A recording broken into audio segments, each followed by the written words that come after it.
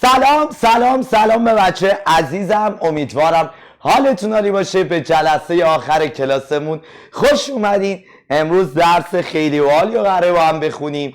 در واقع انتهای شیمیایی، بریم سراغش.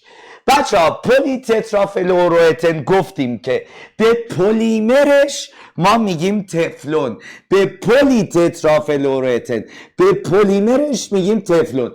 جالبه که تفلون کاملا به صورت اتفاقی کشف شد. یه آقایی به اسم بلانکت داشت اصلا یخچال درست میکرد به طور اتفاقی توسط بلانکت و گروه پژوهشی او که در حال بررسی سرد کننده ها بودن، یعنی داشت یخچال درست میکرد، یهویی تفلون رو کشف کرد. حالا چجوری؟ ببین بچه ها، گاز تترافلوروئتن این یه دونه گاز، با این گاز تترافلوروئتن یخچال میسازن، یه گاز خنک کننده است. بعد این گازا تو کپسول بوده. آقای پلانکت چند روزی کارگاهش رو تعطیل میکنه، میره.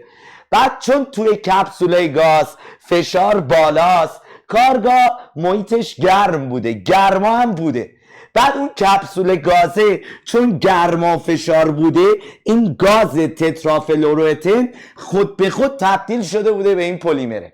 بعد چند روز برمیگرده کارگاه، کپسوله رو باز میکنه، گاز نمیاد بیرون. تکونش میده، میبینه سنگینه، یعنی یه چیزی توشه، پس چرا گاز نمیاد بیرون؟ بعد هی با این شیرش فر میره، کنجکاو میشه، کپسوله رو از وسط میبره. کپسوله رو که از وسط میبره، میبینه یه لایه نازکی از یه ماده جامد کف کپسوله و به صورت اتفاقی میفهمه که یه ماده جدید ساخته و تفلون رو به صورت اتفاقی کشف میکنه و میلیونر میشه. اتفاقی هم که نبوده، یعنی فرض کن چند نفر کنجکاو میشن که چرا از این کپسول سنگین گاز بیرون نمیاد، از وسط ببرنش، نوش جونش. پس این از این. حالا تفلون یه سری ویژگی منحصر به فرد داره. شما ظرف‌های تفلونی و نقطه ذوب بالایی داره و در برابر گرما مقاوم و نمیسوزه. میگیریدش رو گاز، روش تخم مرغ درست میکنید، سرخ کردنی درست میکنید. حالا چرا در برابر گرما مقاومه، نمیسوزه؟ چون با اکسیژن هوا واکنش نمیده. زیرا از نظر شیمیایی تفلون بچه‌ها بی اثره و با مواد شیمیایی حتی اکسیژن واکنش نمیده. در حلالات تو هیچی حل نمیشه، در حلالای عالی حل نمیشه، نچسب. 4 تا کاربرد داره. کتاب 11 به من میدی؟ خب من کتاب 11 باز کنم. این کتاب 11 میخوام 4 تا کاربردش رو روی شکل ببینید. یه نکته هم از تو کتاب، یه اشاره دیگه هم بکنم. اون جامدی که تشکیل شده بود بچه ها یه لایه نازک بود. بیا بخت یار ذهنهای آماده است. بیا ببینم بخت، ای بخت من کجایی؟ اینهاش. خب وقت یار ذهنهای آماده است درباره بلانکت بود که راجبش کامل صحبت کردیم. پلانکت هم بهش میگن، فرقی نمیکنه. اول کتاب درسی نوشته و بلانکت، بعدش که پلانکت، ولی در کل اوکیه. بعد گفتیم که یه لایه نازک، اینها یه لایه نازکی از یه ماده جامد کف کپسول تشکیل شده بود که فهمید همون پلی تترافلوروئتن یا تفلونه.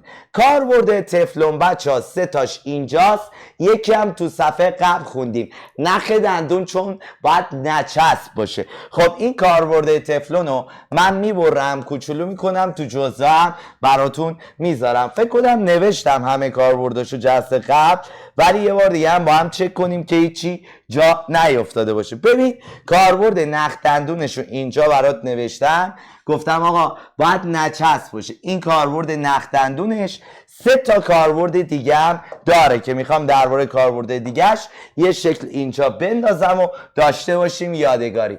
یه عکس یادگاری این کاربرد تفلونه. بیا اینجا ببینم. خب کاربرد تفلون گفتیم تو همه چیز نچسب کاربرد داره، توی ظروف نچسب کاربرد داره، توی کف اتو کاربرد داره. بعد این نواره با شیر و آب بندی میکنن، بهش میگن نوار آب بندی. این هم از جنس تفلونه، تو نوار آب بندی هم کاربرد داره. حالا چرا این نوار آب بندیمون باید در واقع از جنس تفلون باشه؟ چون به آب نچسبه. نخ دندونم کاربردش هست. نوار آببندی و نخ دندون. پس 4 تا کاربرد داره. نخ دندان، 1 ظروف نچسب، 2 کف اتو، نوار آببندی و نخ اتو نخ دندان میشه کاربردش. حالا میخوام در مورد پلی اتنا صحبت کنم. اولا فکر میکردن که اگر اتن رو بردارن پلیمر کنن این گیرشون میاد، یعنی توقعشون این بود. ما دیدیم پلی اتنو، بیارم یه یادآوری کنم. اولا فکر میکردن که اگر اتن رو بردارن، بیا با من رو واد، تحت تاثیر گرما فشار بالا قرار بدن، این پیوند دوگانه یکیش باز میشه، نصفش میفته اینور، نصفش میفته اینور. این مونومرای اتم بود. یه همچین پلیمری به وجود میاد. این پلیمره چه شکلیه؟ سه یعنی این چیزی بود که آنلاین سفارش میدادن، ولی این گیرشون نمیومد. یعنی اولا فکر میکردن اگر اتن رو بردارن تحت تاثیر گرما و فشار بالا قرار بدن، پلی اتن این شکلی گیرشون میاد. این چیزی بود که آنلاین سفارش میدادن، ولی یه چیز دیگه براشون میآوردن. چی؟ الان بهت یاد میدم. بچه ها ما 2 مدل پلی اتن داریم. اولا میخواستن همینو بسازن، ساشتو.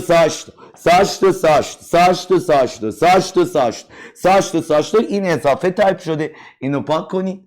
یعنی اول این چیزی بود که آنلاین سفارش میدادن، ولی چیزی که براشون می آوردن این بود. حالا چرا؟ بچه ها پلی اتن وقتی از یه حدی درازتر میشد، عین دم عقرب برمیگشت رو خودشو نیش میزد، یه دونه اچ از اینجا میکند. وقتی یه دونه اچ از اینجا بکنه، این تیکش میشد سایسه، دیگه ادامه پیدا نمیکرد. از اینجا که نیش زده شاخه دار میشد. یعنی وقتی یه این پلی اتن از یه حدی درازتر میشد، عین دم عقرب برمیگشت رو خودش نیش میزد، اینجا میشد سایسته، دیگه ادامه پیدا نمیکرد. از اینجا که نیش زده بود ادامه پیدا میکرد و شاخه دار میشد. یعنی این آنلاین سفارش میدادیم، ولی این گیرمون میومد. میبینی شده سایسته، دیگه ادامه پیدا نکرده و شاخه دار شده.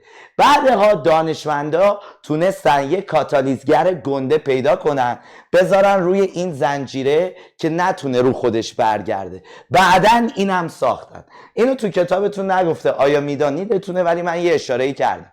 پس اولا این پلی اتن شاخه دار گیرشون میومد، بعدن تونستن یه کاتالیزگر بذارن که این رو خودش بر نگرده، راست زنجیر رو بدون شاخش هم بسازن. پس در مجموع ما 2 مدل پلی اتن داریم. پلی اتن سنگین که حالا میشه این بدون شاخه، میگم چرا بهش میگن سنگین. پلی اتن سبک که میشه شاخه داره. حالا ما باید بتونیم چگالی این 2 تا پلی اتن رو با هم مقایسه کنیم. فقط من یه چیزی میخوام بیارم که حالا با هم ببینیم اینو قشنگتر.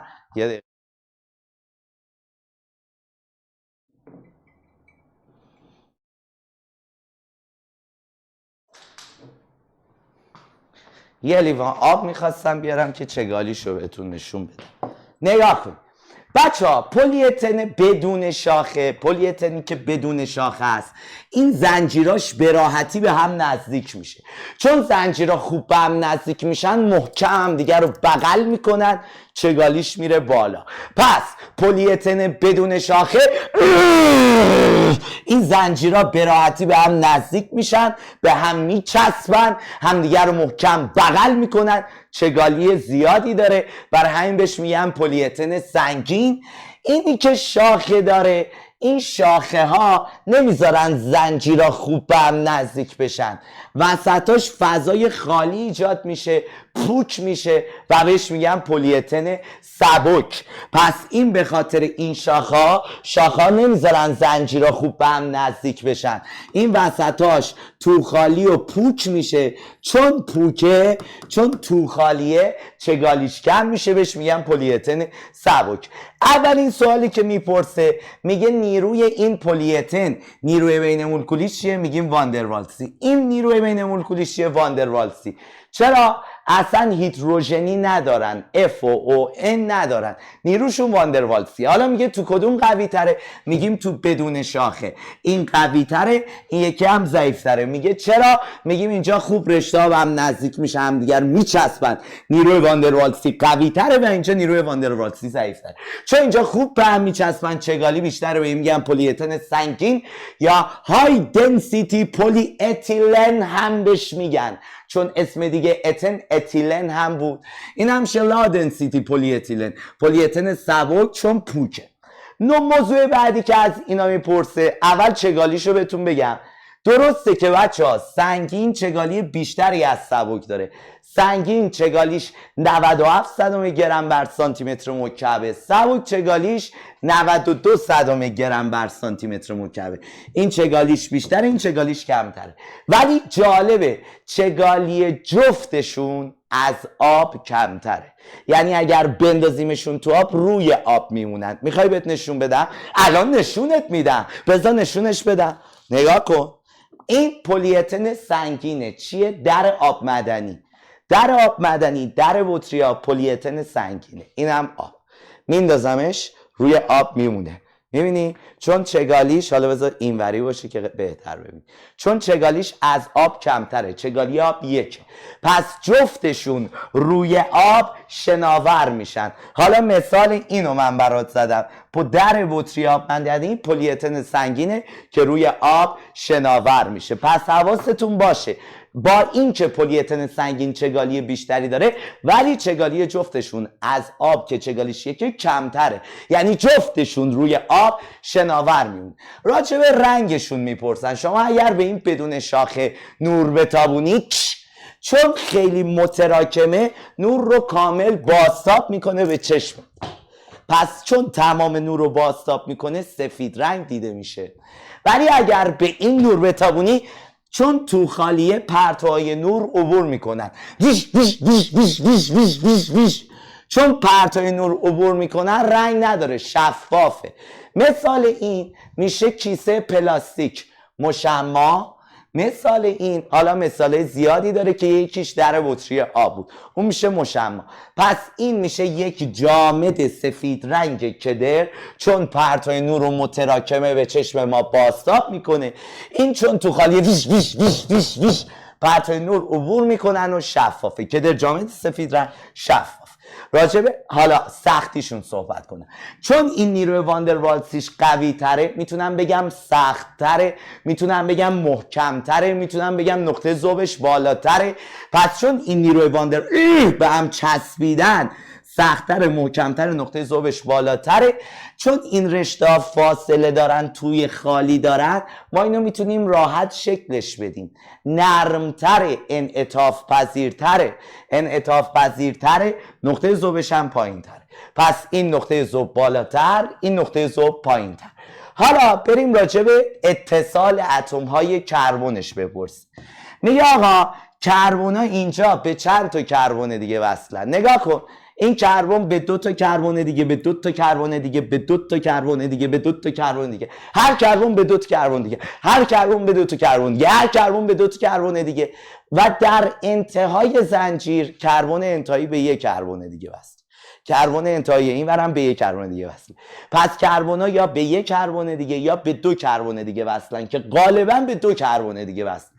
یه دونه آخر داریم، یه دونه اول داریم، خیلی نیست دیگه. غالبشون به 2 کربن دیگه وصلن. کربن‌ها حداکثر به 2 اتم دیگر متصلن، هر کربن به 1 یا 2 اتم دیگه میتونه وصل باشه. اما تو شاخه دار نوشته که اغلب کربن‌ها بله این شکلیه، به 2 کربن دیگه، کربن انتهایشون به 1 کربن دیگه. اما تو شاخه دار در محل شاخه کربن هایی دیده میشه که به 3 کربن دیگه وصلن. در محل شاخه کربن هایی دیده میشه که به 3 کربن دیگه وصلن. این کربنه الان به 3 تا کربن دیگه وصله. این میشه پلی اتن شاخه دار که هر کربنش داره کربنه که به 3 کربن دیگه وصل میشه. پس بچه توی اینجا کربن ها حد اکثر به 2 کربن دیگه وصلن. اینجا در محل شاخه کربن هایی داریم که به 3 کربن دیگه وصل باشه. سوال میپرس آقا نمیشه یه 4 کربن دیگه وصل باشه؟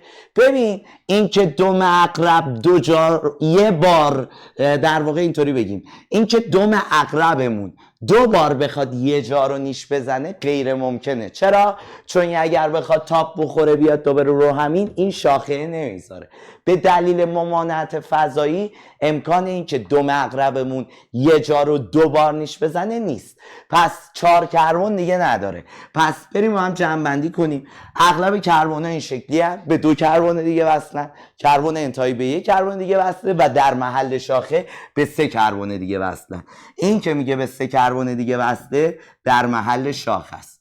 بی شاخه حد اکثر به 2 اتم کربن دیگه وصله، ولی این کربنایی داره در محل شاخش که به 3 کربن دیگه وصل باشن. اینجا باز ببین محل شاخش به 3 کربن دیگه وصله. این هم اصلی. خب بریم جلوتر. کاربردا بچه ها، مشما کیسه پلاستیک میشه سبک، بقیه میشه سنگین. کیسه پلاستیک شفاف میشه سبک، بقیه میشه سنگین. در بطری ها پلی اتن سنگینه، یه پلاستیک سفت. بطری کدر شیر مثل دامداران یه دونه پلی اتن سنگینه. اسباب بازی لگو که باش ساختمون میسازید پلی اتن سنگین. لوله پلاستیکی پلی اتن سنگینه. تانکر آب پلاستیکی هم بنویس. تانکر آب پلاستیکی هم بچه‌ها پلی اتن سنگینه. این از این.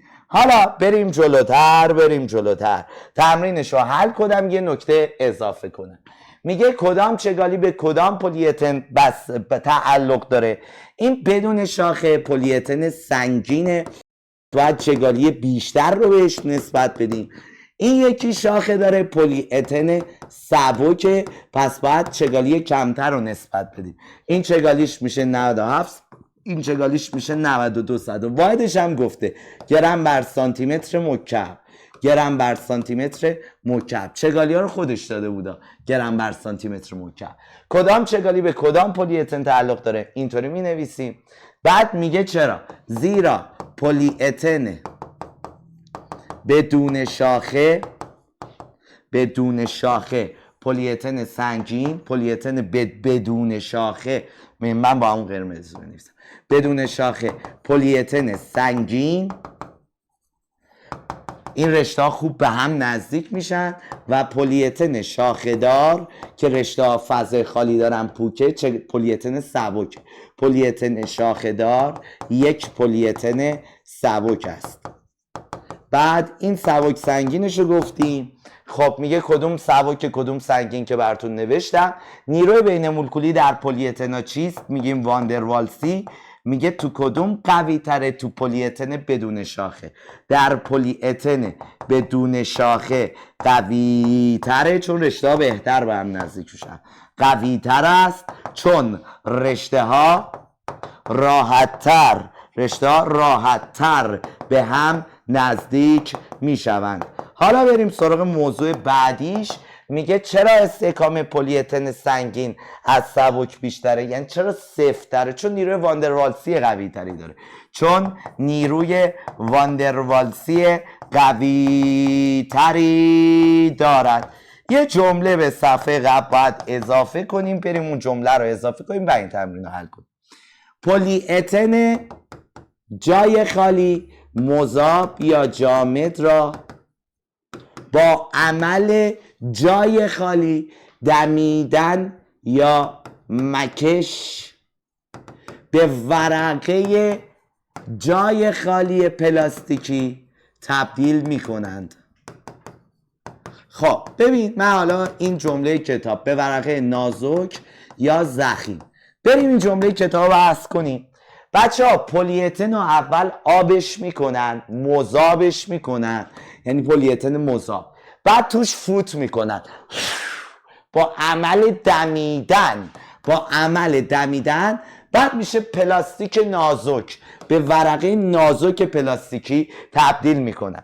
پلی اتنا علاوه بر این که چگالیشون فرق داره، طول زنجیرشون هم میتونه متفاوت باشه. این که یه پلی اتنی، من میام اونجا، این که یه پلی اتنی مثل این مثلا اینقدر باشه یا اینقدر باشه یا اینقدر باشه، چقدر دراز باشه، دراز بودن پلی اتنا به کاتالیزگرهایی که استفاده میکنید بستگی داره. متن کتابمونه. واکنش پلیمری شدن اتن در شرایط گوناگون به تولید پلی اتن هایی با جرم میانگین متفاوت منجر میشه. جرم متفاوت یعنی طولشون متفاوته. از تجربه، از آزمایش فهمیدن. تجربه نشون میده که جرم مولی میانگین یعنی طول این پلیمرمون به مقدار کاتالیزگراش بستگی داره، به مقدار کاتالیزگرهای واکنش بستگی داره. در جدول زیر نتایج یک پژوهش تجربی در این مورد داده شده است. میگه در چه نسبت مولی از این دو کاتالیزگر پلی اتن با بیشترین جرم مولی یعنی با بیشترین طول درازترین پلیمر رو میتونی بسازی. من اینو یاد بدم، سر و بالا بگیر. اینجا می نویسم جرم پلی اتن. خب حالا یه ذره بهتر بنویسم، اینجا رو یه ذره مرتب کنم، اینجا رو بنویسیم جرم پلی اتن. خب یه ذره مرتب تر، جرم پلی اتن بر حسب نسبت مولی کاتالیزگراش. مول آلومینیوم به مول تیتانیوم، اینا کاتالیزگراشن. آلتی آلومینیوم و تیتانیوم. شما وقتی که اتن رو میخواین انتاشو بردارین، تحت تاثیر گرما و فشار بالا قرار بدین که بشه پلی اتن، یعنی یه C2H بشه که n بار تکرار میشه، یه C2H بشه که n بار تکرار میشه. خب این که این پلیمر چقدر دراز بشه بستگی به کاتالیزگراش داره. کاتالیزگراش که آلومینیوم و تیتانیوم. خب در چه نسبت مولی این طولش از همیشه درازتر میشه، جرمش از همه بیشتر میشه؟ وقتی که مول آلومینیوم به مول تیتانیوم 3 برابر باشه. آلتی برعکس ننویسه. آلومینیوم به تیتانیوم چطوری باشه؟ 3 برابر. این بیشترین جرم رو ایجاد میکنه که میشه 298,000 گرم جرم مولیش میشه. پشمام. پس جرم مولی پلی اتن، حالا میخوام کامل تر بنویسم، در چه حالتی بیشتری میشه؟ جرم مولی پلی اتن وقتی بیشتری میشه که آلومینیوم به تیتانیوم 3 برابر باشه. این بیشترین حالتشه که میشه 298,000 گرم بر مول. حالا این قبل و بعدش چطوریه؟ قبل و بعدش کمتره. در واقع این میشه قله یک کوه. قبل و بعدش چطوریه؟ کمتره. این قبل و بعدش کمتر. حالا پس در چه نسبت مولی این دو کاتالیزگر پلیمر با بیشتر اینجا؟ وقتی که مول آلومینیوم به مول تیتانیوم 3 برابر باشه. مولشون ها، جرمم نگه، مول آلومینیوم به تیتانیوم. میگه در نسبت مولی 1:8 بیا جرم مولی پیش بینی کن. اینا یه ذره خنک‌تر میکنی. یه دقیقه وایسا ببینم بادش چطوریه. بادش گرمه. در نسبت مولی 1:8، 8:1 بیا جرم مولی پیش بینی کن. بچه ها من تو جدول میبینم 6 رو دارم، 12 رو دارم، ولی 8 رو ندارم. 8 رو میشه پیدا کرد. گفته خب ببین این 3 باشه، 6 میتونه اینجا باشه. خب این 6 باشه، 12 هم جلوتره. وقتی که 6 باشه جرمش چقدر میشه؟ وقتی 6 باشه جرمش میشه 292,000. وقتی 12 باشه جرمش چقدر میشه؟ 272,000. حالا 8 یه عددی بین 6 و 12. وقتی ازم میپرسه 8 میگم 3 6 8 باید اینجا باشه. پس 8 یه عددی باید بین این دوتا باشه. یعنی جرم مولی نسبت 8:1 یه عددی باید باشه که از 292,000 کمتره و از 272,000 بیشتره. این نمودار رو رسمش رو باید بلد باشی. پس برای رسم این نمودار 3 قله است. یه کوه میکشی، میگه اگر این 6 باشه این 12 باشه، 8 باید بینشون باشه. پس 8 یه عددی باید بین این دوتا عدد باشه. پیش بینی کردم. اما دیگه بخوام یه سوال بد بپرسم، کمترینش هم اگر ازتون بپرسم بچه نیمه. کمترینش هم اگر بپرسه مول آلومینیوم به تیتانیوم وقتی که نیم باشه میشه کمترین. نیم یه دره ایجاد میکنه، نیم هم میشه کمترین. پس اگر مول آلومینیوم به مول تیتانیوم نیم باشه، خب پس این هم میشه کمترین جرم مولی. حالا الان میخوام بهتون چی یاد بدم؟ بریم سراغ گروه ها ملی یاد دادن. درس فصل 3 مون پلی آلکناش تموم شد.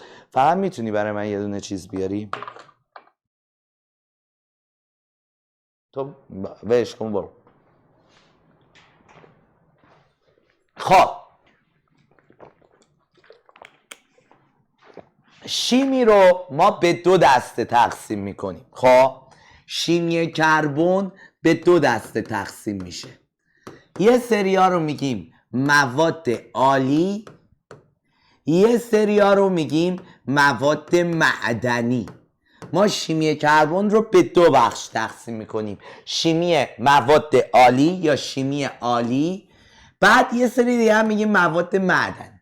حالا کیا میشن عالی؟ هر ترکیب کربنداری به جز این 3 میشه عالی. پس نگاه کن، هر ترکیب کربنداری، هر ترکیب کربنداری به جز، خب من اینجا رو یه ذره خلوت کنم که جا بشه، به جز کربن مونوکسید و کربن دی اکسید و کربنات ها.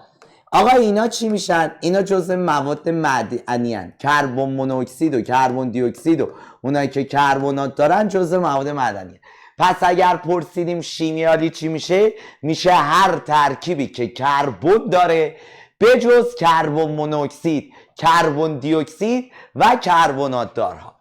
حالا توی شیمیالی، توی ترکیب عالی یه چیزی داریم بهش میگن گروه عاملی. گروه عاملی چیه؟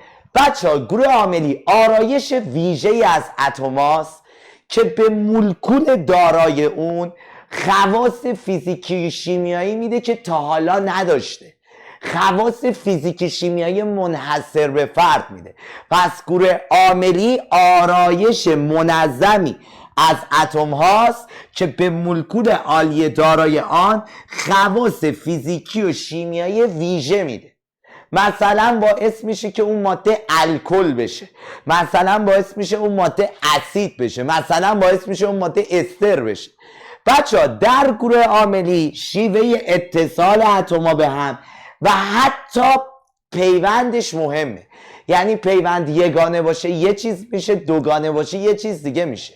پس در گروه عاملی شیوه اتصال اتما به یکدیگر و پیوند میان آنها اهمیت ویژه‌ای داره. وقتی میگه پیوندش اهمیت ویژه‌ای داره یعنی دوگانه بودن و یگانه بودنش هم حتی تفاوت ایجاد میکنه. حالا خوب به حرفای من گوش بده. پس ما الان قراره چی بخونیم؟ گروه عاملی. گروه عاملی یه تیکه از مولکوله که اگر باشه خواص فیزیکی و شیمیایی منحصر به فرد میده. بچه از لحاظ علمی پیوند دوگانه آلکنی، پیوند سه‌گانه آلکنی، حلقه بنزنی گروه عاملی به حساب میاد از لحاظ علمی. و در کتاب دانشگاه هر کدوم از شیمیالی ها رو بخونید، مثلا مکموری بخونید، موریسون بوید بخونید، ولهارد بخونید، اسمیت بخونید، سولومونز بخونید، لودون بخونید، ویت بخونید، کری بخونید، همه اون کتابا اینا رو گروه عاملی به شمار میاره. آلکان نه، آلکان نه. ولی وقتی پیوند دوگانه آلکنی ایجاد میشه ترکیب اون سیر نشده میشه، میتونه رنگ قرمز بروم ببره. پس یه خاصیت شیمیایی منحصر به فرد داد. وقتی سه‌گانه هم میشه سیر نشده میشه، خاصیت شیمیایی منحصر به فرد داد. حلقه بنزنی باعث آروماتیک شدن میشه، خاصیت شیمیایی منحصر به فرد داد. حتی تو دانشگاه ما به حلقه بنزنی میگیم گروه عاملی آرن. ولی خب طراح شما اینا رو جزء گروه عاملی نمیشمره، ولی از لحاظ علمی گروه عاملی هستن. پس پیوند آلکان نه، آلکن و حلقه بنزنی گروه عاملی هستن، زیرا خواص فیزیکی و شیمیایی منحصر به فرد تو ترکیب ایجاد میکنن. طراح دنبال اینا نیست، طراح دنبال گروه عاملی های اکسیژن دار و نیتروژن دار. بچه‌ها من یه چیزی تو چشم رفته، یا بزنم میام.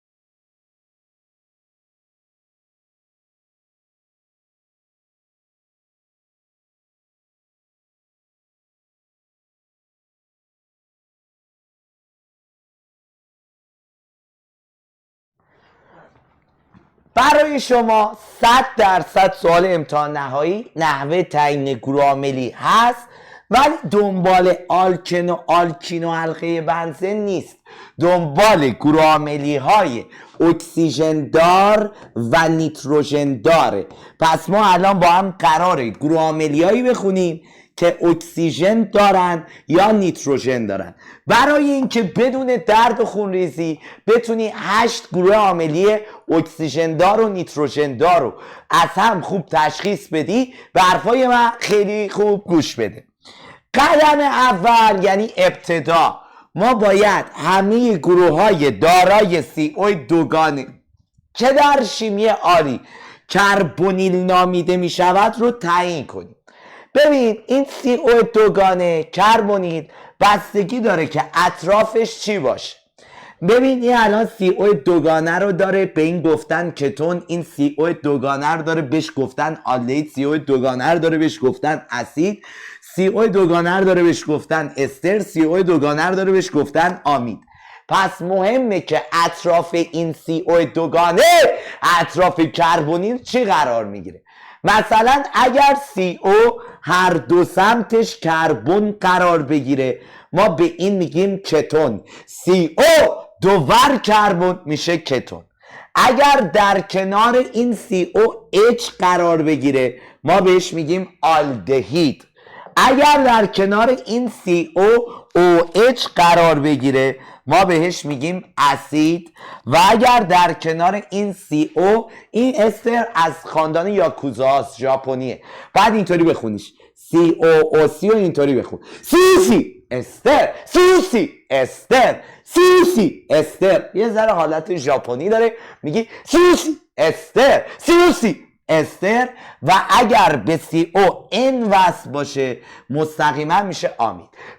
اول قراره گروه عاملی‌هایی رو بخونیم که CO دوگانه دارن و همیشه هم اول باید اینا رو تعیین کنیم. ابتدا همه گروه های دارای CO دوگانه که در شیمیایی کربونیل نامیده میشن رو باید تعیین کنیم. اول همه کربونیل دارا رو باید تعیین کنیم. بیا انقدر تکرار میکنم بالا بیاری، با من تکرار میکنی. اینجا یادگیری زوریه. CO دوور کربن کتون، CO دوور کربن کتون. پس اگر CO هر دو سمتش کربن باشه میشه کتون. به COH وصل آلدهید، به COH وصل آلدهید، به COOH وصل اسید، به COH وصل آلدهید، COOH اسید، به COH وصل باشه آلدهید، OH وصل باشه اسید. سوسی استر، سوسی استر، سوسی استر، سوسی استر، سوسی استر. به CON مستقیما وصله آمید ده داره آخرش. یه بار دیگه من ببین انقدر اینا رو میگم فرار کنی. CO دوور کربن بگو کتون، CO دوور کربن بگو کتون، COH وصل آلدهید، COOH وصل اسید، COH وصل آلدهید، COOH وصل اسید. سوسی استر، سوسی استر، سوسی استر، سوسی استر. CON مستقیما وصل آمید. نه یه بار دیگه انقدر میگم فرار کنی.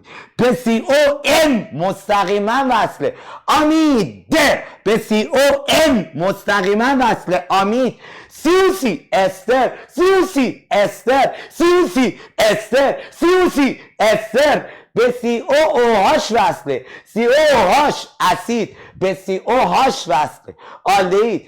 CO دوور کربن کتون، CO دوور کربن کتون، CO دوور کربن کتون. COH وصل آلدهید، COOH وصل اسید، COH وصل آلدهید. بگو COOH وصل اسید، COH وصل آلدهید. سوسی استر، سوسی استر، سوسی استر. به CON وصله آمید. دوباره تازه خوشم اومده. CO دوور کربن کتون، CO دوور کربن کتون.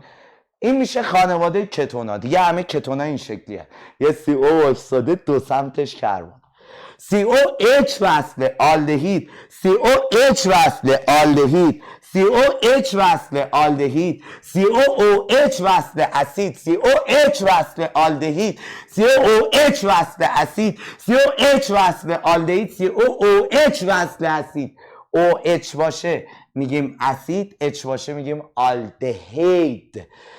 COC استر، COC استر، COC استر، COC ژاپنیه، از نوادگان یاکوزا. استر، CON مستقیما بس میشه آمید. حالا اینا رو پاک کنم یه ذره کثیف‌ترشن، با هم تمرین کنیم که قشنگ ندیدی. پس اول باید CO های دوگانه رو تعیین کنیم. بیا CO دوور کربن کتون، CO دوور کربن کتون، COH وصل آلدهید، COOH وصل اسید، COH وصل آلدهید، COOH وصل اسید، COH وصل آلدهید، COOH اسید، COC استر، COC استر، COC استر، CON مستقیما وصل امید. حالا بچه ها این از این. بعد اینکه این 5 تا CO دوگانه دار رو تعیین کردی، باید بری سراغ اونایی که CO دوگانه ندارن. از این به بعد کارت راحت. اول پس همه اینا رو تعیین کن. سپس هر جا N دیدی یه CN ساده است، یعنی وقتی که اینا رو تعیین کردی تموم شد، هر جا N دیدی یه CN ساده است. ما به CN ساده میگیم آمین، میگیم آمین یا رب العالمین. هر جا او دیدی یه او دوور کربن ساده است، ما به این میگیم اتر. و هر جا اوهاش دیدی یه کربن با اوهاش ساده است، ما به این میگیم الکل. بچه ها اتر با کتون انقدر فرقشه. اینجا یه دستبیل CO بود، CO دوور کربن میشه کتون، او خالی او تنها دوور کربن میشه اتر. این دوتا خیلی با هم فرق کنه. یکیشون یه دستبیل داره اینهاش دوور کربن میشه کتون، یکیشون یه سوراخ داره او دوور کربن میشه اتر. این شد 8 گروه عاملی که باید بلد باشیم، ولی من حس میکنم یه بار دیگه هم باید تکرار کنم. ابتدا همه گروه های دارای CO دوگانه که در شیمیایی بهش میگن کربنی تعیین. CO دوور کربن کتون، COH وصل آلدهید، COOH وصل اسید، COC استر، COC استر، COC استر، COC استر، CON مستقیما وصل آمیده. بعد که این 5 تا رو تعیین کردی، هر جا N دیدی یه CN ساده است. سپس هر جا N دیدی یه CN ساده است، میگی آمین یا رب العالمین. هر جا او دیدی یه او دوور کربن اتره، هر جا هم اوهاش دیدی، هر جا هم اوهاش دیدی یه الکل ساده است. بچه ها ببین بعضیاشون اسمشون رو میپرسه گیر میده. ما به این میگیم خانواده اسیدها. اگر بگه به گروه عاملی اسید چی میگن؟ میگن کربوکسیل. به گروه عاملی چی میگن؟ میگن کربوکسیل. پس اسید اسم گروه عاملیش چیه؟ کربوکسیل. پس این میشه خانواده اسید گروه عاملی کربوکسیل. اوهاش هم که حالا الکله، این میشه خانواده الکل، گروه عاملیش رو بهش میگیم هیدروکسیل. کامل بنویسم اسم گروه عاملیاش رو میپرسه، گروه عاملی هیدروکسیل.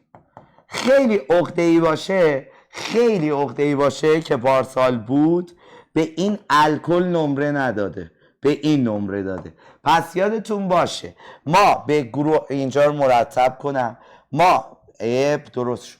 بعد پارسال من قشنگ یادمه بچه با من لچکا آقا معلم ما گفته کربوکسیل هیدروکسیل تو کتاب نیست، چون معلم تالا کتابتون رو ندیده. تو کتابم هست. بعد پارسال رو من لچ کرد، نمره‌شو از دست داد، اومد گفت آقا اشتباه کردم، الان 12 هم چیکار کنم؟ شما دیگه مثل اون نباشین، از این اشتباه نکنید. اسمشون بچه ها در کتاب درسیتون آمده است و من این رو اول بهتون نشون بدم. خب در الکل ها هیدروکسیل و کربوکسیل رو میخوام بهتون نشون بدم. صفحه قبل اینجا رو بریم ببینید. خب بذار یه ذره برم جلوتر. این تیک است. خب در الکل ها به طوری که این بذارید قشنگ یه بارم بیارمش ببینیمش. گروه عاملی کربوکسیل و هیدروکسیل رو میپرسه. یه دقیقه بیارمش. دین دین دین دین دین دین دین دین. همینجا بود. بذار اینجاست. خب ببین این الکل، این هیدروکسیلش. اسید هم الان میاره، میگه آقا اسید گروه عاملیش چیه؟ کربوکسیله. پس اینا رو میپرسه، مراقب باشی. یه بار دیگه میخوام تکرار کنم از اول. پس هر جا CO2 ور کربن کتون COH وصل باشه آلدهید. COH میشه اسید، گروه عاملیش رو میگن کربوکسیل. COC استر، CON مستقیما وصل امید. بعدش که این 5 تا تموم شد، هر جا N دیدی یه آمین ساده است، هر جا O دیدی یه اتر ساده است، هر جا هم OH دیدی الکل که به گروه عاملیش میگیم هیدروکسیل. بریم با هم یه تمرین کلفت انجام بدیم. دیگه از این کلفتر که نمیتونه به اون بده. من فقط قبل از تمرین اون 2 تا چیز بگم. بچه ها 3 تا تله مرگبار داریم. ببین از هر O یا N فقط یک بار میتونی استفاده کنی. O یا N یک بار مصرفن. پس از هر O یا N فقط یه بار میتونی استفاده کنی، یک بار مصرفن. ولی اینم بنویس، ولی کربن چند بار مصرف است. ولی کربن چند بار مصرف است. خب اگه 2 تا او رو به هم چسبوند، اول یه فوش رکیک میدی. چرا؟ چون طراحش کودکی سختی داشته. در کودکی از بیماری انترابیوس ورمیکولاریس یعنی کرمک رنج میبرده و همچنان اون رو با خودش داره. یعنی بیماری از کودکیش. آقا اگه 2 تا او رو هم چسبون باید چیکار کنی؟ باید یکی از اکسیژن ها رو خط بزنی، دوگانه بذاری بالا. مثلا نگاه کن، میاد 2 تا اکسیژن رو به هم میچسبونه، یکیشو خط میزنی، دوگانه میذاری بالا. همچین شکلی میشه. پس در شیمیالی اگر 2 تا رو به هم چسبوند، یه دونه او رو خط میزنی، دوگانه میذاری بالا. این در واقع این شکلی بوده، اسید بوده. یا اینجا یه ذره سخت‌ترش میکنه، آقا کدوم اکسیژن رو خط بذارم بالا؟ فرقی نمیکنه. یادت باشه اگر 2 تا او رو به هم چسبون، یکیشو خط میذاری روی کربنی که سمت راستش اچ نداره. مثلا نگاه کن، الان 2 تا اکسیژن رو به هم چسبونده. این کربن سمت راستش اچ داره، این کربن سمت راستش اچ نداره. یکیشو خط میزنی، دوگانه رو کربنی میذاری که سمت راستش اچ نداره. پس اگر 2 تا او رو هم چسبون، یه دونه او رو خط بذار رو کربنی که سمت راستش اچ نداره. الان اینجا 2 تا کربن بودن، این سمت راستش اچ داره، این نداره. بعد بذاری رو این، یکیشو خط میزنی، دوگانه میذاری رو کربنی که سمت راستش اچ نداره که میشه این ساختار. الان با هم تمرین میکنیم 2 تا. خب این مورد 3 شو فعلا نمیخوام، بریم همینجا تمرین کنیم، تمومش کنم. سر و بالا بگی.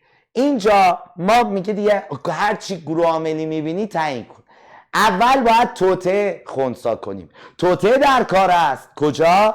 اینجا که 2 تا اکسیژن رو به هم چسبونده، طراح کودکی سختی داشته.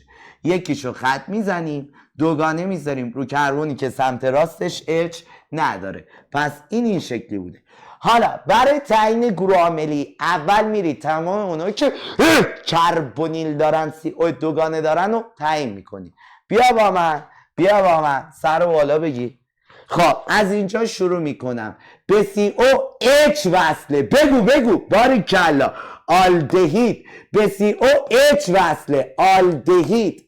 بریم یکی. COOC. COC استر. استر. بچه ها CO دوور کربن. بگو CO دوور کربن. بگو کتون. اول هر چی CO دوگانه دارم تعیین میکنم. به COH وصله. بگو باریکلا. آلدهید به COOH وصله. باریکلا.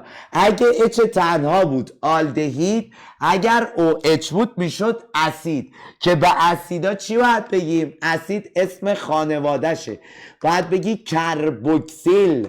بگو به CON وصله. امید اینو میخوام. COOC ژاپنی استر. به COOH وصله. اسید که بهش میگیم کربوکسیل. اسید کربوکسیل، درستش اینه که بنویسیم کربوکسیل. به COH وصله. آلدهید. بیا COH وصله آلدهید، COOH اسید. COH وصله آلدهید، COH اسید.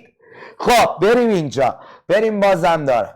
خب CO دوور کربن. بگو باریکلا. کتون CO دوور کربن. کتون CO دوور کربن. کتون. بگو CO دوور کربن.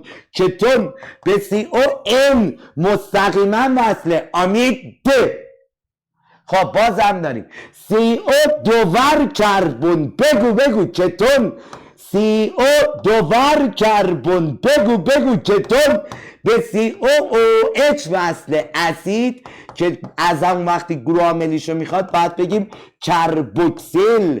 حالا اینجا CO دوگانه هم تموم شد دیگه، هیچ CO دوگانه ای ندارم. الان که دیگه آخراشه، هر جا اندیدی باید خدا رو شکر کنی، بگی آمین یا رب العالمین. خب از اینجا بعد دیگه CO دوگانه ندارم، هر جا اندیدم خدا رو شکر میکنم، چون یه CN ساده است، میگیم آمین یا رب العالمین. اینجا اندارم یه CN ساده است، آمین یا رب العالمین، که این ساختار به این کلفتی داره تموم میشه. آمین یا رب العالمین. CN ساده آمین یا رب العالمین. هر جا اندیدم یه CN ساده است، آمین یا رب العالمین. دیگه ندارم دیگه. خب اوکی. هر جا او دیدیم یه او دوور کربن اتر ساده است. او دوور کربن اتر ساده است. او دوور کربن اتر ساده است. و هر جا هم او، اینجا هم او دوور کربن اتر ساده است. دیگه چیزی نمونده. هر جا هم او هاش ببینیم میشه الکل. هر جا او هاش ببینیم هم میشه الکل، که به الکل هم باید گروه عاملیشون رو بگیم هیدروکسیل. این از این. پس یه بار دیگه برمیگردم و دوباره الان بهتر منظورم میفهم. اینجا رو بذار فقط این تیکه رو من با آبی بنویسم، خیلی تو هم نره، شلوغ نشه. اینجا رو نوشته بودیم دیگه، فقط اینجایی که نوشته بودم و یه مروری بکنم. نگاه کن، سر رو بالا بگی. پس نحوه تعیین گروه عاملی اکسیژن دار و نیتروژن دار، ابتدا همه اونایی که CO دوگانه دارن رو تعیین میکنیم. CO دوور کربن. بگو چطور؟ CO دوور کربن کتون. CO دوور کربن کتون. CO دوور کربن کتون. COH وصله آلدهید. CO دوور کربن. بگو کتون. CO دوور کربن کتون. COH وصله آلدهید. COOH وصله اسید.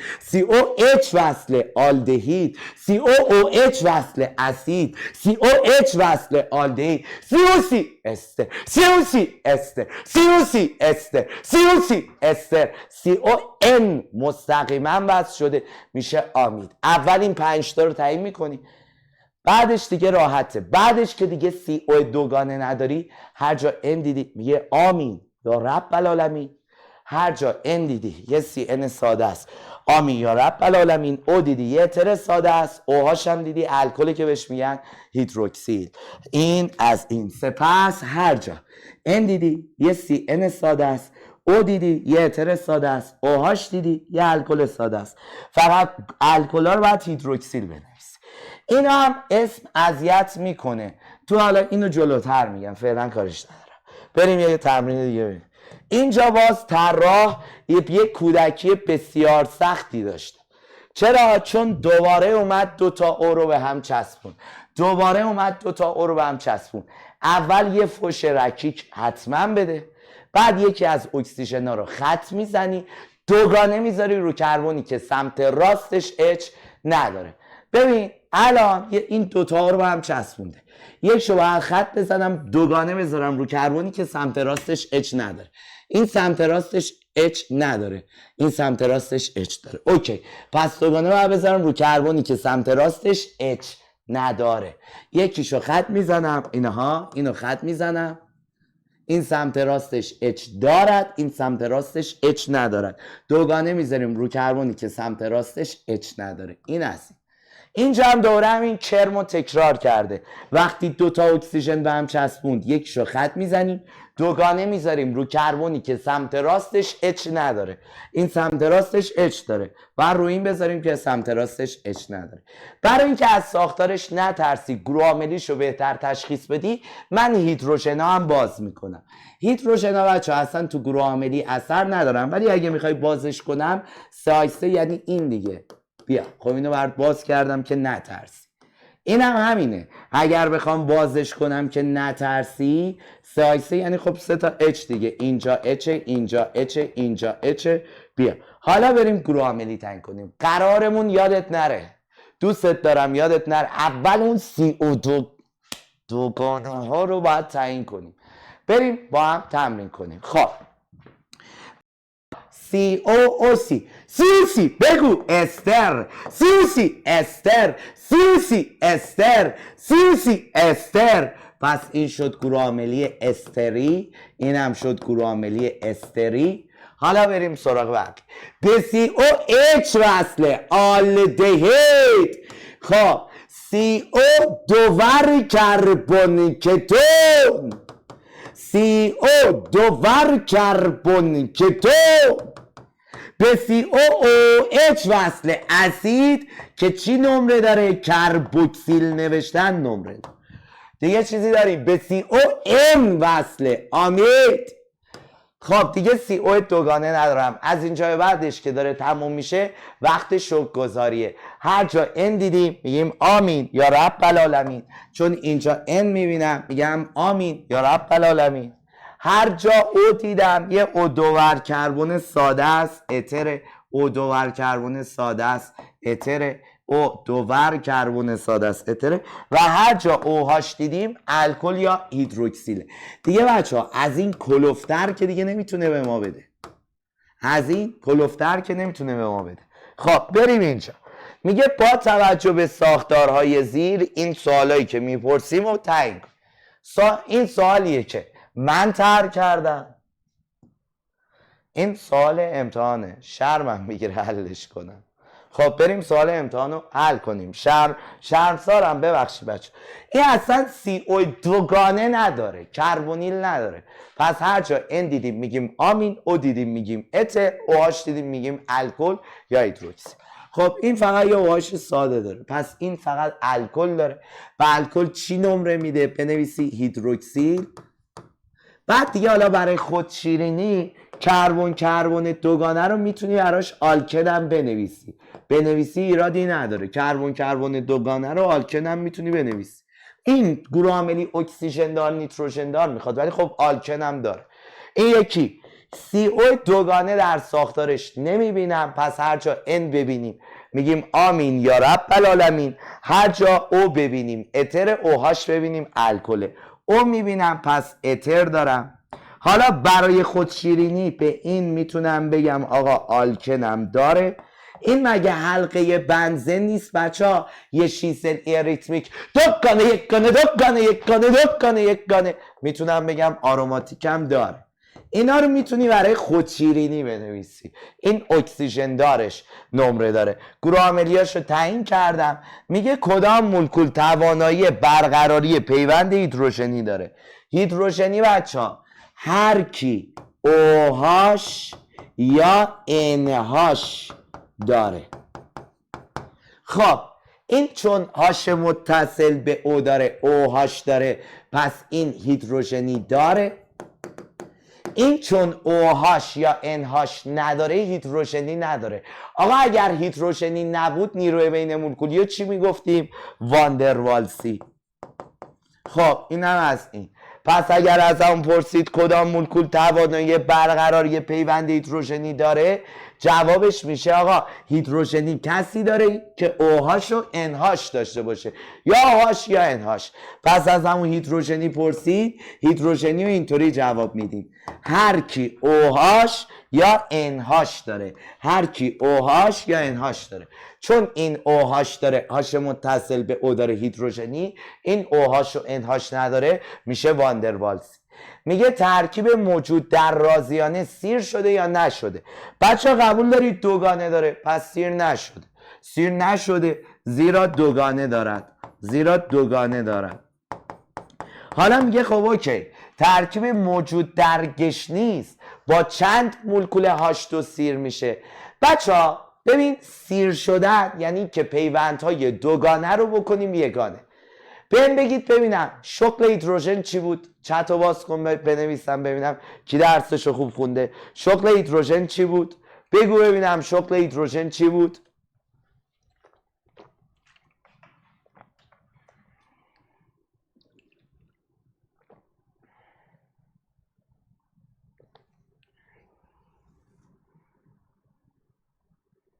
باریکلا سپر. سپر درود به شرفت. باریکلا علی، باریکلا امین، باریکلا فاطمه، باریکلا. شغل هیدروژن بچه ها غیب کردن بود. وقتی میگه با چند مولکول هیدروژن سیر میشود، هیدروژن کارش غیب کردنه. یکی از بچه ها نوشته بود مخفی کننده، عاشق ادبتم. باش، هیدروژن دوگانه رو میکنه یگانه و ترکیب رو سیر میکنه. من اگر بخوام ترکیب موجود در گشنیز سیر بشه، یعنی پیونداش یگانه بشه، یه H2 باید اینجا بزنم دوگانه رو بکنه یگانه، یه H2 هم باید اینجا بزنم دوگانه رو بکنه یگانه. پس یه H2 باید اینجا بزنم دوگانه رو بکنه یگانه، یا H2 هم باید اینجا بزن دوگانه رو بکنه یگانه. اون موقع که همه پیوند و یگانه میشد سیر شده. پس با چند مولکول هیدروژن سیر میشه؟ یا H2 اینجا میخواد، یا H2 اینجا میخواد، دو مولکول هیدروژن، دو مولکول H2. این یکی مثلا اگر قرار بود اینو سیر کنیم، یا H2 باید اینجا میزدم، یا H2 باید اینجا میزدم، یا H2 اینجا میزدم، یا H2 اینجا میزدم، میشد 4 مولکول هیدروژن. حالا فرمول مولکولی که بهمون میگن بنویس تو امتحان نهایی باید چطوری بنویسیم؟ بچه ها این مدل هایی که به شما میدن مدل نقطه و خطه. ما در مدل نقطه و خط بلدیم در انتهای خطوط، خب وایسا اینطوری بنویسم بهتر، نقطه ها و انتهای خطوط و انتهای خطوط اگر چیزی نیست کربن بذار. اینو که یادته، نقطه ها و انتهای خطوط اگر چیزی نیست کربن بذار. من اینجا رو مرتب کنم از این شروع کنیم، اینا رو مرتب کنم از این شروع کنیم. خب در نقطه اینجا رو ببین، نقطه ها و انتهای خطوط اگر چیزی نیست کربن بذاریم. نقطه است کربن میذارم، نقطه است کربن میذارم، انتهای خط چیزی نیست کربن میذارم، انتهای خط چیزی نیست کربن میذارم، نقطه است کربن میذارم، نقطه است کربن میذارم، نقطه است کربن میذارم، نقطه است کربن میذارم، انتهای خط اگر چیزی نیست کربن میذارم، نقطه است کربن میذارم، انتهای خط چیزی نیست کربن میذارم. روش کربن نذاری ها، میگم اگر انتهای خطوط چیزی نیست کربن بذار. کربن رو پای اکسیژن نشونی ها، کربن حرمت داره نه لذت. پس حواستون باشه نقطه ها و انتهای خطوط اگر چیزی نیست کربن بذار. اینجا نری کربن رو پای اکسیژن بذاریم که بیچاره گناه داره. کربناشو میشماریم چند تا شد؟ 1 2 3 4 5 6 7 8 9 10 تا کربن. بعد بچه ها باید کربن ها رو 4 پیوندی کنیم. یادتونه تو شیمیایی فصل 1 میگفتم اینجاش که فقط ضربه از اینا از اینا از اینا از اینا از اینا از اینا. حالا 1 2 3 4 کربن ها رو 4 پیوندی میکنیم، کمبودش رو H میذاریم، هیدروژناش در میاد. بریم کربن ها رو 4 پیوندی کنیم، بریم. خب حالا 1 2 3 4 آها این یکی. حالا 1 2 3 4 آها.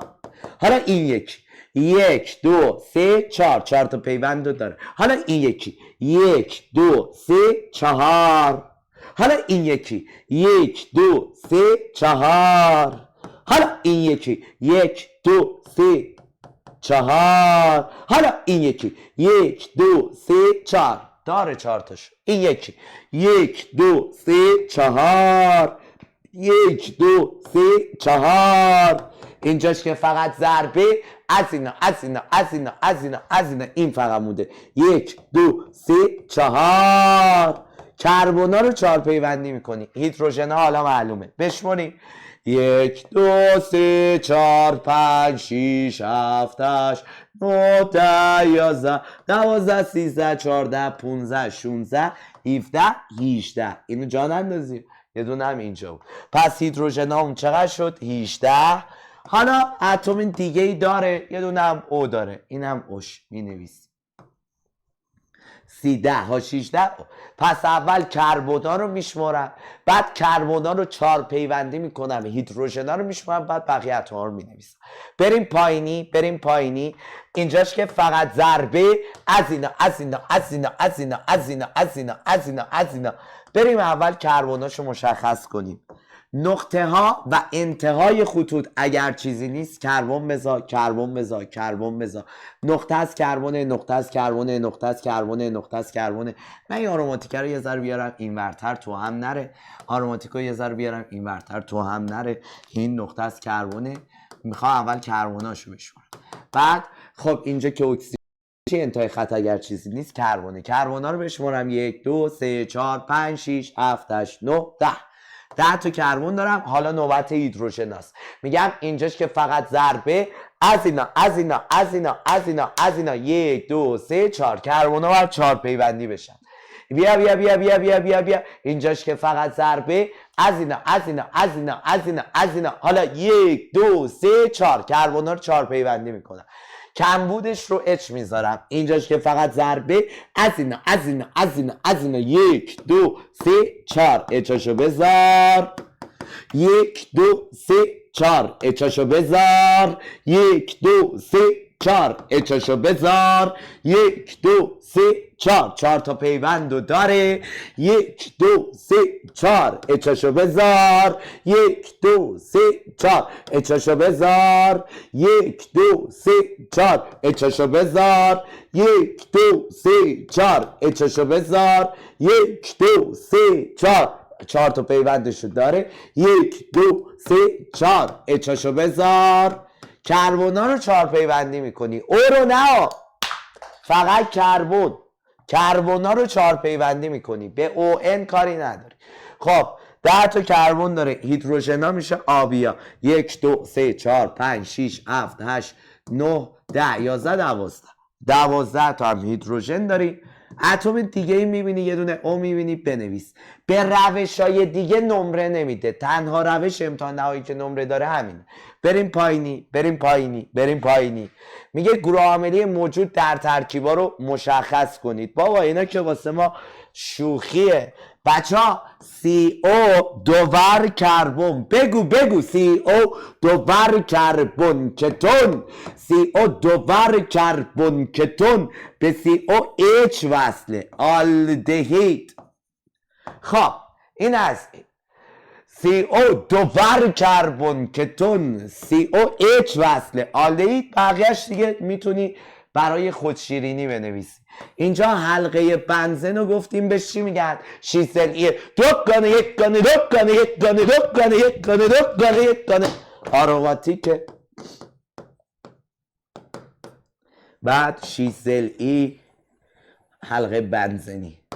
دوگانه یک گانه دوگانه یک گانه. آروماتیکه. کربن دوگانه رو آلکن میتونم بگم. کربن دوگانه رو آلکن میتونم بگم. ولی اون اکسیژن دارا رو میخواد. یعنی وقتی میگه گروه عاملی بگو اون اکسیژن دارا. اینه که حالا من بذار با آبی بکشم قاطی نشه. این آبی ها رو ازت میپرسه. CO دوبر کتون COH هم که آلدهید. خب این از این. کتون و آلدهید آروماتیک بودن جفتشون حلقه بنزن داره آروماتیکه. حلقه بنزن داره آروماتیکه. بچه ها میگه مهمترین تفاوت و مهمترین شباهت گروه عاملی اکسیژن دار آنها رو بنویسید. بچه ها کتون آلدهیده اگر از شما میپرسن مهمترین شباهت کتون آلدهید چیه، باید بگی هر دو گروه عاملی کربونیل دارند. وقتی که توی کتون و آلدهید مهمترین شباهت رو میپرسه میگی هر دو گروه عاملی، بذار کامل بنویسم، هر دو گروه عاملی کربونیل براشم بکش CO این شکلی دارند. حالا میگه مهمترین تفاوتشون چیه؟ مهمترین تفاوت اینه که توی کتونا کربونیل دو سمتش کربونه، توی آلدهیدا کربونیل به H وصله. پس توی کتونا CO دوور کربونه، توی آلدهیدا بهش H وصله. خب مهمترین تفاوت در هیدروژن متصل به کربونیل در آلدهیداست. خب بعد بچه ها ببین اینم آخرین پرانتزیه که میخوام باز کنم. اینم از این جمع‌بندی کردیم. حالا یه بریک کوتاه هم میخوام بدم، بریم یه بار دیگه گروه عاملی ها رو ببینیم. نگاه کن، CO دوور کربن کتون، COH وصل آلدهید، CO دوور کربن کتون، COH وصل آلدهید، COOH وصل اسید. به اسید سر امتحان باید بگیم کربوکسیل. COC استر، CON مستقیما وصل امید، COM مستقیما وصل امید. بعد اینکه این 5 شد تموم شد، هر جا N دیدی میگه آمین یا رب العالمین، هر جا O دیدی میگی اتر، هر جا O هاشم دیدی الکل. سر امتحان باید بنویسی هیدروکسیل. هیدروکسیل نمره داره. راجع به اینا هم، راجع به کتون آلدهید گفتم که آقا مهمترین شباهتش اینه که هر دو کربونیل دارن، یکیشون CO دوور کربن، یکیشون H وصله. تفاوتشون هم گفتم. راجع به کتون آلدهید هم اگر تو امتحان ازت پرسید کربونیل هم بنویس زیرشون، چون CO دوگانه دارن. این کربونیل هم بنویس چون CO دارن، کربونیل هم بنویس. شاید به این نمره بده. تو جفتشو بنویس، تو جفتشو بنویس، تو جفتشو بنویس که دیگه بهونه‌ای نداشته باشه برای نمره دادن، بهونه‌ای برای نمره دادن نداشته باشه. این تا اینجا درسمون کافیه. بعد میام ادامه میدم. راجع به اینم صحبت میکنم که این ساختارا رو باید حفظ باشین یا نه. راجع به اینم صحبت میکنم. ساعت چنده؟ 8 و ربع برمیگردیم ادامه میدیم.